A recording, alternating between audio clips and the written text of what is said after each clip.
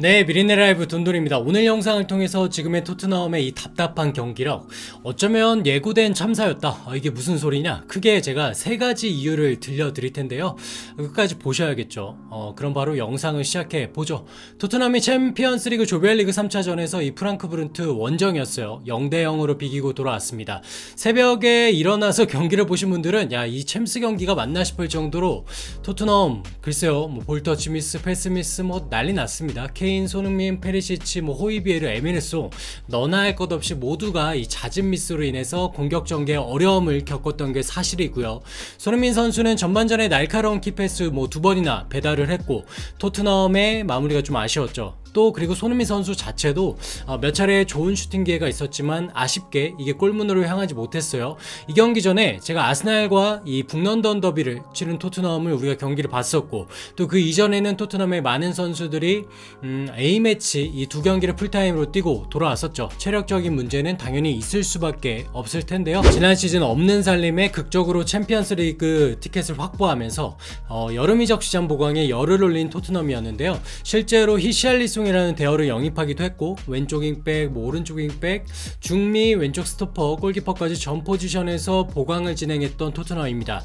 하지만 뭐 이번 시즌 시작 후에 새로 영입된 선수들은 뭐 콘테 감독에게 중용받는 선수들, 그렇지 못한 선수들로 이렇게 두 분류로 나뉘고 있고요. 그리고 선발로 출전하는 일부 선수들은 이거 왜 계속 선발로 나서는지가 의문인 선수들도 있어요. 콘테 감독은 이 프랑크푸르트와의 경기가 있기 전 기자회견에서 선수의 선발 권한은 나한테 있어. 너네 모르잖아. 좀 참견하지 마. 이렇게 좀 열을 올리기도 했었는데요.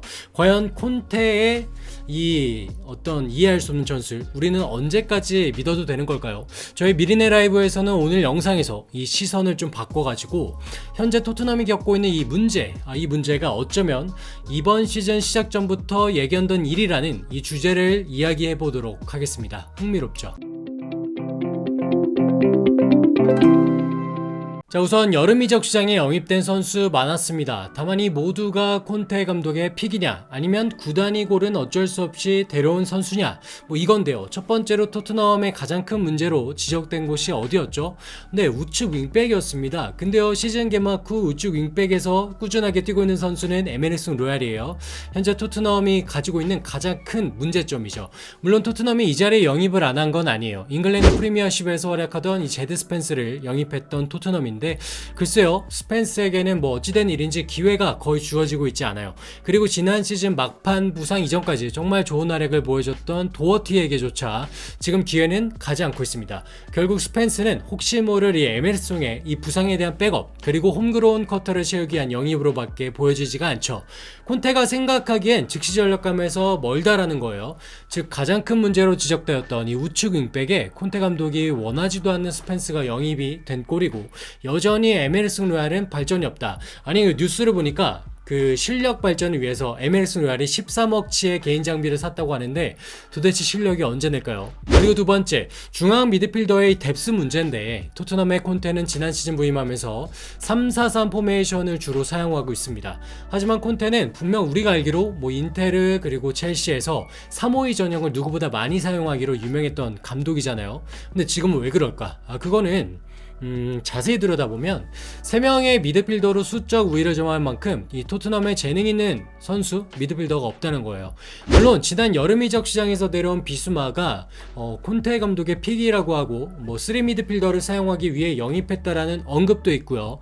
이는 곧 뭐 손흥민을 투톱으로 기용하기 위함이라고도 콘테가 어느 정도 말하기도 했는데요. 아직까지는 글쎄요, 이 콘테 감독의 기준에 비수마가 아직 신뢰를 주지 못하고 있는 것 같아요. 호이비에르와 사실상 벤탄쿠르 이 두 명의 미드필더, 이 두 명만 가지고 하기에는 체력적인 문제에 직면해 있죠. 또 스킵, 스킵은 진짜 부상 문제가 크죠. 결국 지금 보면 쓰던 선수만 계속 선발로 내세우니까 3-4일에 한 번씩 뭐 치러지는 경기에서 이 선수들이 제 컨디션을 유지한다라는 게 어쩌면 좀 꿈만 같은 일입니다. 아니, 그러니까 이럴 거였으면 지난 이적 시장에서 에릭센이 FA로 풀리면서 공격형 미드필더로 에릭센 영입을 하던가, 그것도 어렵다면 에릭센 외에 뭐 정말 많은 공격형 미드필더들을 분명히 좀 데려와야만 했던 토트넘이에요. 근데 정작 뭐 공미는 전무했고요. 지금 비수마 정도 데려온 게 단데 써보지도 못하고 있습니다. 자, 그리고 마지막은 이것도 정말 큰 문제죠. 케인의 백업 결국 못 구했다. 물론 히샬리송이 좌우 윙포워드, 센터 포워드를 소화할 수 있는 멀티 자원으로 영입되었죠. 그리고 제가 볼 때 장기적으로 바라볼 때 히샬리송의 영입 저는 좋다고 봅니다. 다만 이게 케인의 백업은 결코 아니죠. 왜냐면 케인은 지금 풀타임으로 뛰고 있습니다. 히샬리송, 손흥민, 클루세스키만 로테이션을 돌고 있고 케인은 뭐 주구장창 풀타임을 소화하고 있는 환경이에요. 아니 물론 케인 수준의 선수 백업을 찾는다는 게 참 어렵죠. 이거는 이해합니다. 다만 그럴 거라면 히샬리송이라도 돌리던가 아니면 손흥민을 손톱으로 쓰던가 그런 움직임이 필요할 텐데 주구장창 케인만 쓰니까 케인도 사람이죠. 체력이 갈릴 수밖에 없습니다. 실제로 오늘 챔피언스리그 경기에서 케인이 10번 역할까지 수행하면서 이 중원에서 볼을 뿌려주기 위해서 내려왔지만 뭐 키핑 미스, 터치 미스, 그리고 패스 미스까지 여러 차례 범하면서 토트넘의 공격의 맥을 이 다른 누구도 아닌 케인이 끊는 경우가 참 많아서 안타까웠죠. 자, 다시 정리하면 현재 토트넘 총체적 난국의 이유, 마치 여름 이적 시장에 대단한 선수들을 데려온 것 같지만 숫자만 잔뜩 많았고 정작 토트넘에 필요했던 우측 윙백, 패스 찔러줄 미드필더, 그리고 케인의 백업 없었다. 이건 어떻게 보면 예고된 참사였다. 그러니까 콘테 감독이 선수를 더 사달라고 얘기할 수는 있다고 보여지는 거예요. 다만 콘테 감독도 비판에서 자유로울 수는 없습니다. 어쨌든 토트넘의 스쿼드는 지난 시즌에 비해 분명히 훌륭해졌다. 근데 지난 시즌보다 어쩌면 더 퇴보한 전술, 또 본인의 주특기라고 보여지는 윙백을 살리는 전술, 요게 악먹히며 수정을 해야겠죠. 언제까지 팬들이 단순히 그 팀의 팬들이란 이유로 이 재미없는 경기를 계속해서 봐야 합니까? 정말 고역입니다.